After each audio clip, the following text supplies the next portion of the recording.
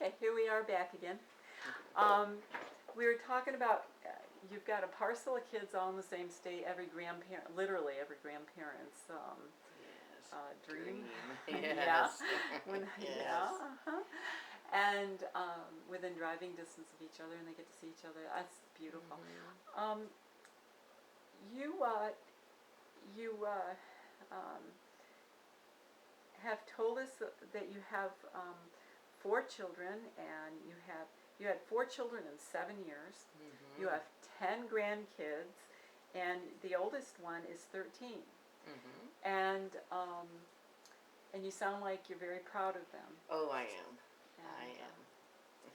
so, um, and you also said that you reflected that you grew up in a traditional American going to church family.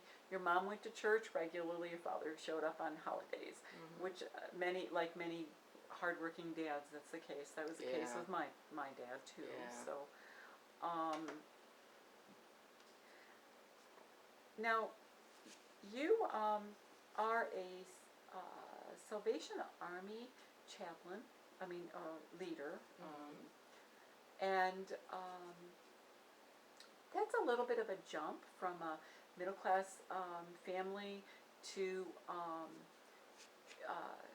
you know, to want to decide that you want to be a leader Yeah. as a Christian. But let me back up before we talk about your decision and what motivated you to join the Salvation Army Corps, um, which is a huge ministry worldwide and has a very profound, has had a profound impact on the world since it was established. Um, how did you, were there any knocks, rough knocks?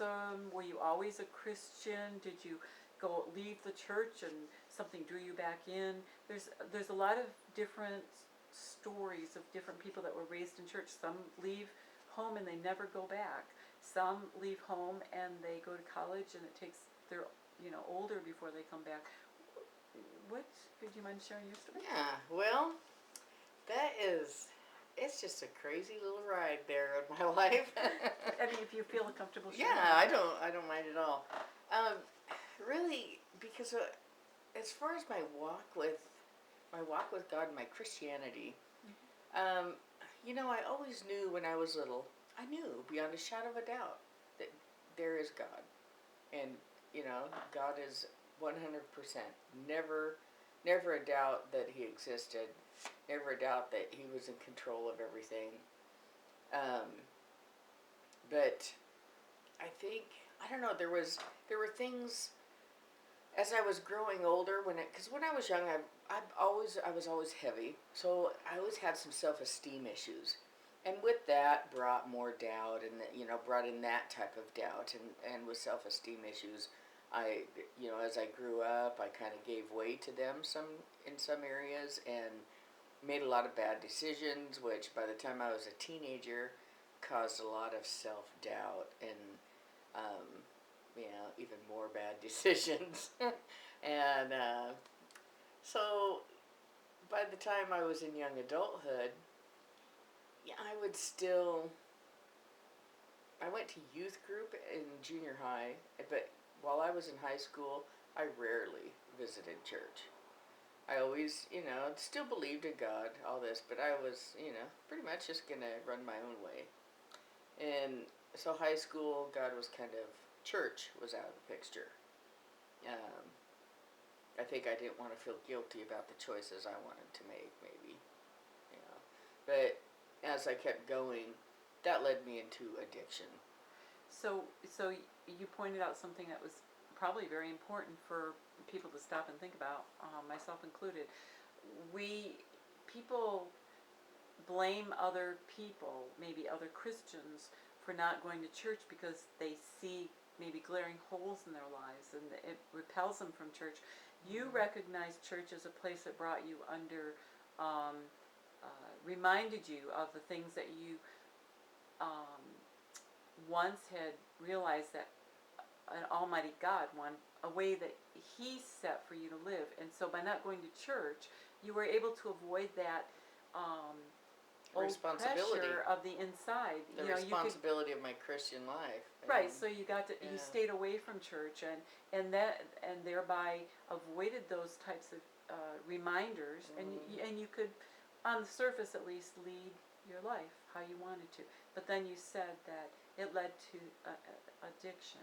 Yeah. Well, the way I wanted to lead my life was. I mean, the decisions you made. Yeah, what I wanted to do was why I was staying away from church, because it was the choices I was making, like smoking cigarettes, sneaking a drink of beer or something like that. And when I got into high school, I started drinking more. I started using drugs, smoking pot, doing speed, and those are the kind of things that you don't.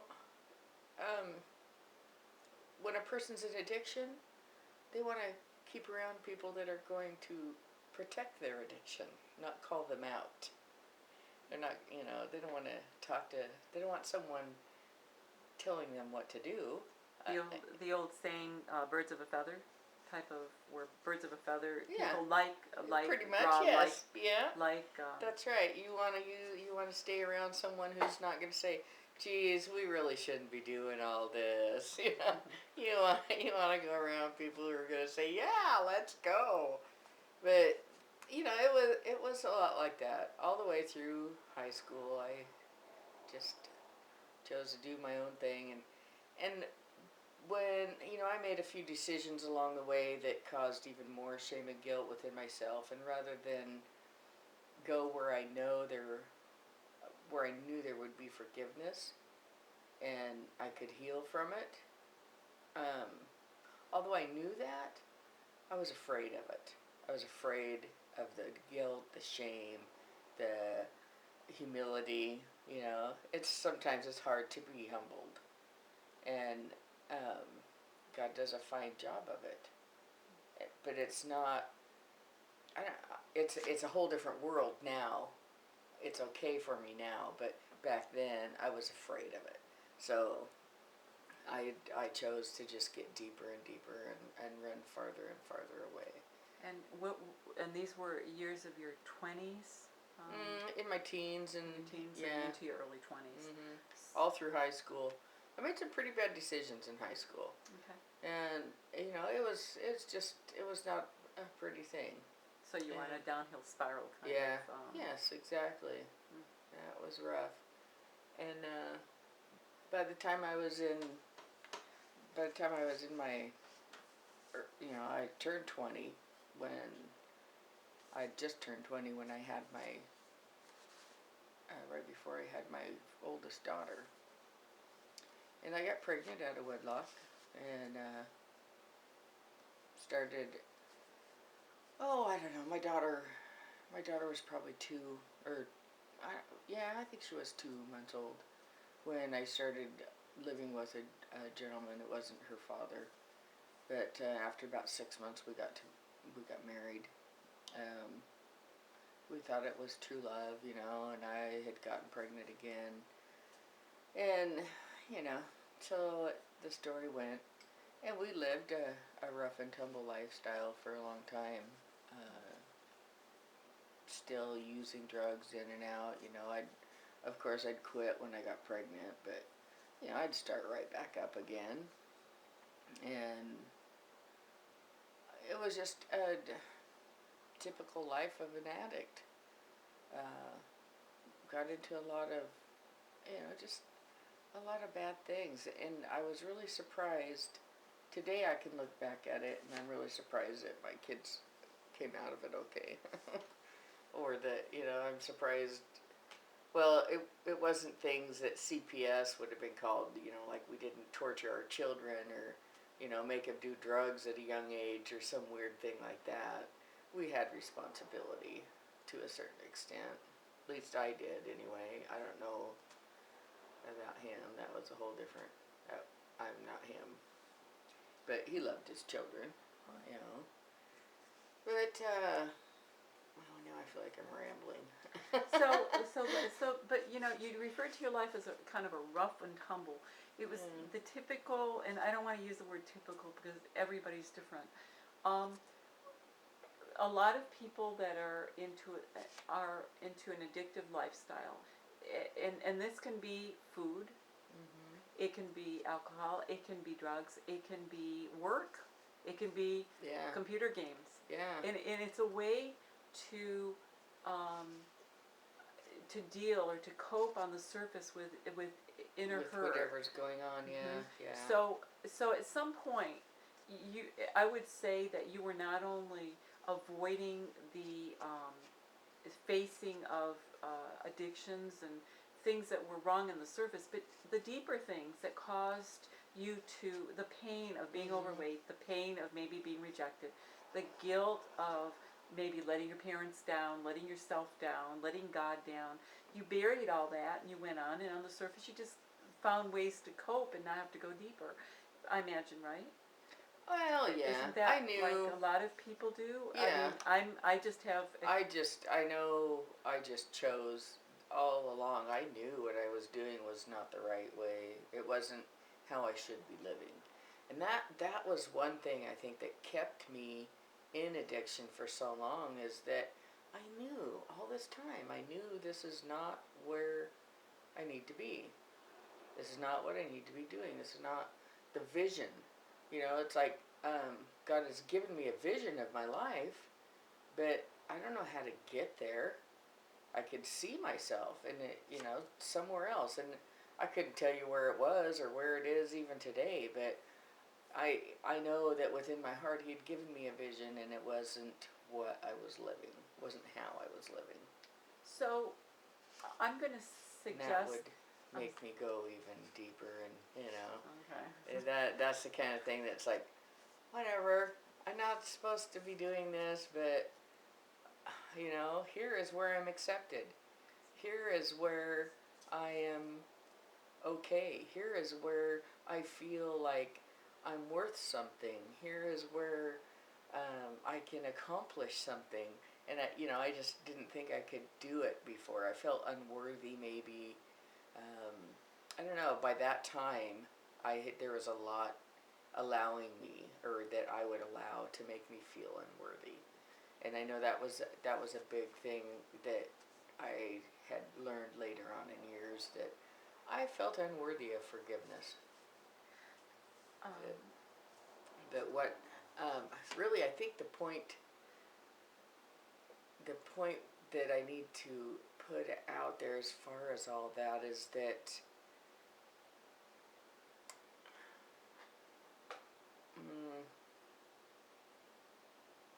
I don't really know. Maybe I just need to keep that thought there and move on, because now I feel like I'm rambling again. And that's okay. You're not rambling at all. Yeah. You're doing fine.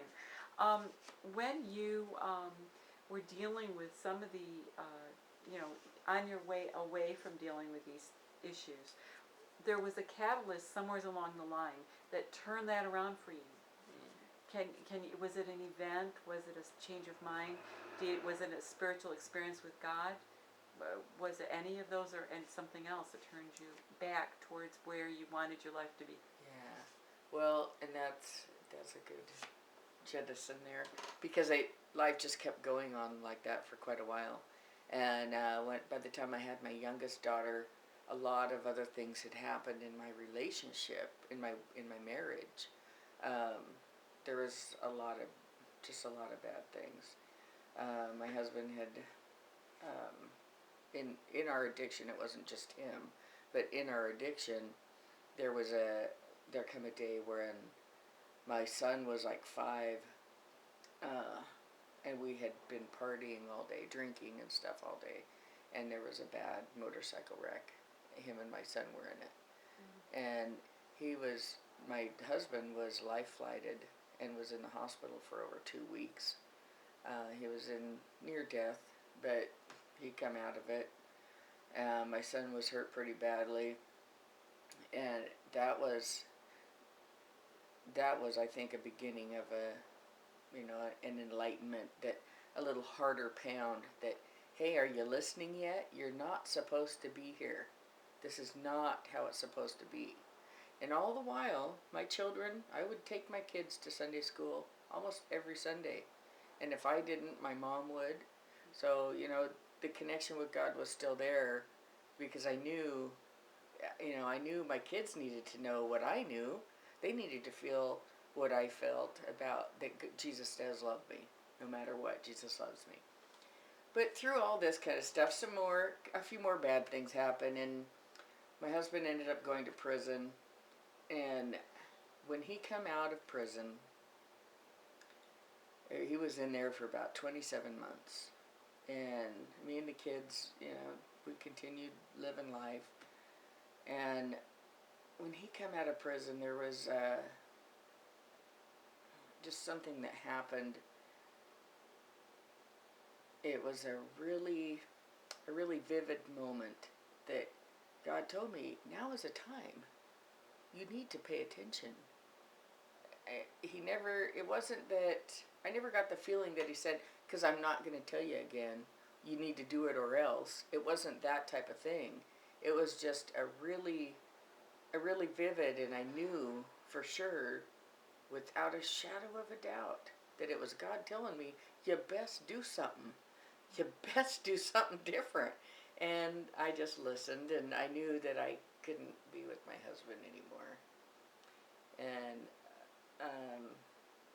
I didn't make the right choice at that time, but I did leave. But I just made a mess of it. I kind of went out of the frying pan into the fire.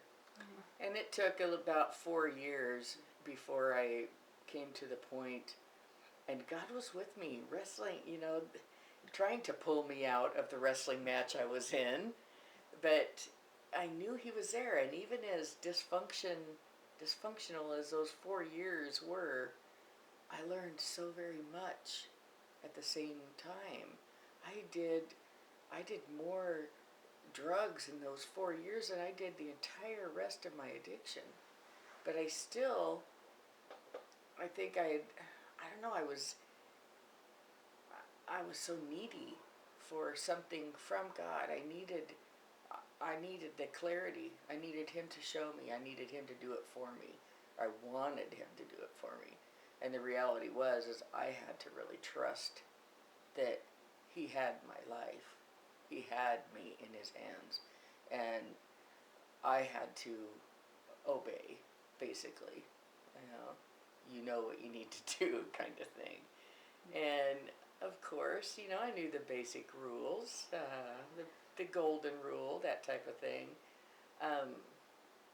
But anyway, I got to this point where for about a month, it felt like every day I was just sobbing, crying, please God, just take me out of it. I can't quit. I can't leave it. I just can't get out of it on my own. And I just don't know what to do, where to go. And I had, up until that point, I had been able to manage getting a couple weeks clean at a time. And then I'd use for a while. And, that went on for a little bit. But it finally came to this one day when task force came and beat down the door of the apartment that I lived in. My boyfriend at the time was selling guns and selling dope and all this, but him and I both went to jail. But I knew, it was so crazy. I knew the moment I heard the police in the house, because there was like 11 cops, and I heard them, and I knew, it's like, okay, here it is, thank you. And I knew that was God. It was the only way out that I could see, evidently. It's the way I needed. It was God's intervention in my life, I'm sure of it. If I could interject something here, I just reminded me of a scripture. The Psalm 23 says, "Thy rod and thy staff, they comfort me." And not too long ago, I did a cross-reference on the word rod. I always thought it meant just a stick. Mm-hmm. But in the Bible, it refers to God using people Yeah. as a rod to not flog people, but to turn people's lives around. Yeah. He did this in the Old Testament with the Jews. He'd bring one army to bring them into submission back to himself again, and they realized they had gone wrong, and they would be defeated, and then they would start winning again, and God would stop using the people, other people, to bring them back into right relationship. Does That's that right. sound right? It does, and I do believe that he uses whatever manner is going to work for us at that moment. Be it a child, be it an adult, be it an animal, be it a vision, a beautiful sky line. Whatever it is that's going to work and put us in the right directive that we need to be, he can use whatever he needs, and he knows what we need. And I do believe he used whatever methods were necessary. And it was from that day on that I knew I was on a different path. And it was a little tough. I stumbled a few times, but that was the beginning of my recovery. And that was in April of 1999. And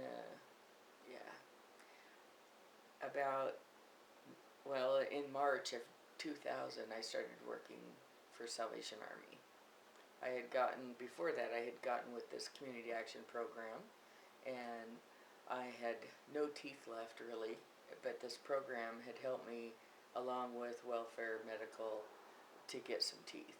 And so I got teeth because I had skills in office work, and we were going to try to get me a job in office work, and no one's going to hire someone with no teeth. So that was a big one. But, there was a few people that God placed in my life around that time that really helped guide me, to help me keep on track, and would call me out, to hold me accountable for people I was hanging around with, things I was, how I was spending my time. It really got me aware that people care. Others around me care. And that was a huge thing. And I still wasn't going to church, anything like that. And I needed to, and I knew I needed to. But I just needed some fellowship. But that after some time with this community action program, I got a job application and applied at Salvation Army. And I got that job, started in March of 2000 as reception. And it wasn't long, within 6 months I was doing family services and this kind of thing. And the people that were there, they were very, very supportive. They treated me like I was a human. They didn't care about my past. They cared about today. They just spurred me on. And that was very, very helpful. And I started going to help them with the youth group. And there were just, it just kind of grew and grew and grew a little at a time, and started getting a relationship with God.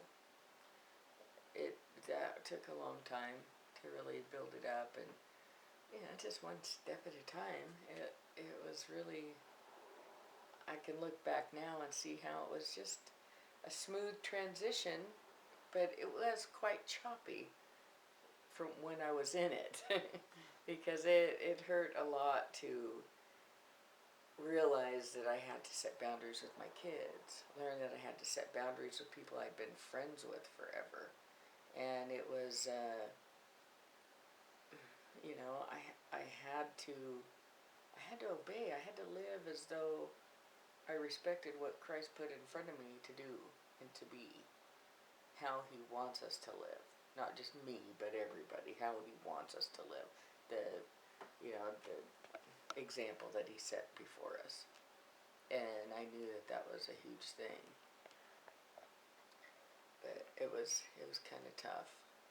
But I kept going. And eventually I don't know, every officer, because in Salvation Army, the officers will move from time to time whenever the territory needs them somewhere else, or they think someone else will suit this place better. I know it's when they move one person, a lot of times it makes a domino effect, and others have to be moved. But I just, I don't know, I got, I don't know, I'm done with that. So when you started finding quality of life decisions had improved, your personal relationship with God, your day-to-day relationship with God also improved. You began feeling close to Him, and what about that shifted as you grew into the kind of person that you had taken a left turn and went back again to find? Okay, there for a few years, you came back to the person that you knew you were meant to be, and you had lots of support around you, different people. Um, what about your relationship with God shifted? How did that change? Well, I think it was just being around people that had relationships with Him. Um, it started making me see that I want some of that.